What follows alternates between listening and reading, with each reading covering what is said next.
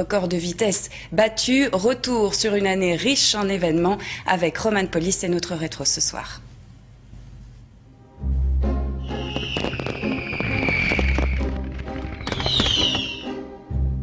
Et à 20h précises, le 15 mars 2007, la ligne à grande vitesse est-européenne s'embrasa. 3000 feux de Bengale sur 300 km de voies depuis la Seine-et-Marne jusqu'en Moselle. Symbole d'un trait d'union entre les régions traversées par le TGV.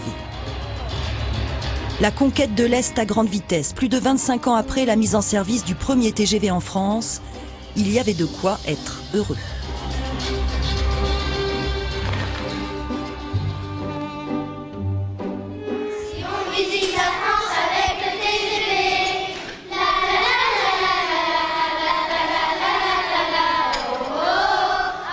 C'est superbe, c'est bien, c'est grandiose, c'est bien. Et puis il faut du moderne, hein. De toute façon, il faut vivre avec le moderne. Daniel à la cabine pour la marche 093-02, départ. Le 3 avril, la vie du rail s'accélère pour un record à couper le souffle. Entre les points kilométriques 191 et 194 à 13h13, dans le sens Strasbourg-Paris, la rame V150, spécialement conçue avec 2 motrices, boostée à plus de 25 000 chevaux, pulvérise le record mondial de vitesse sur rail, 574,8 km/h. Le TGV Est, vitrine de l'ingénierie française, de l'excellence technique et industrielle, c'est l'occasion de le rappeler au monde entier, cocorico ou plutôt champagne. Ce TGV s'impose ainsi comme un trait d'union ferroviaire entre la France et ses partenaires allemands, luxembourgeois et suisses, entre les institutions européennes et la capitale. Nous inaugurons ensemble le meilleur pour le développement des régions. TGV l'a prouvé depuis 25 ans, il transforme les territoires et contribue à leur développement. Le 10 juin, c'est l'ouverture commerciale. Le premier TGV quittera la gare de l'Est à 6h43, les passagers s'enthousiasment. Moi qui travaille ici à Paris et qui fais le trajet 4 fois par semaine, alors j'en demande pas plus.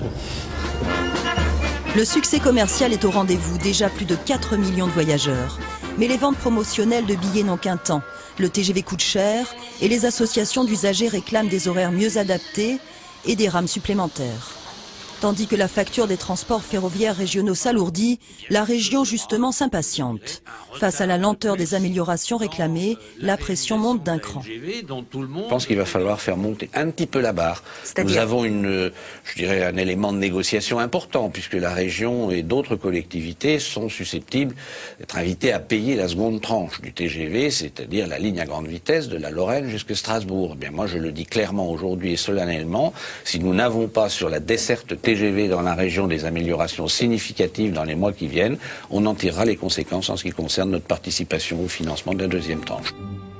En cette fin d'année, le financement des 107 km restants pour relier Baudrecourt à Strasbourg est donc mis dans la balance. Quant à l'effet TGV, les premiers bilans sont très attendus. Le TGV Est nourrit beaucoup d'espoir pour le développement économique de la Champagne-Ardenne. Car, c'est bien vrai, le progrès n'est valable que s'il est partagé par tous.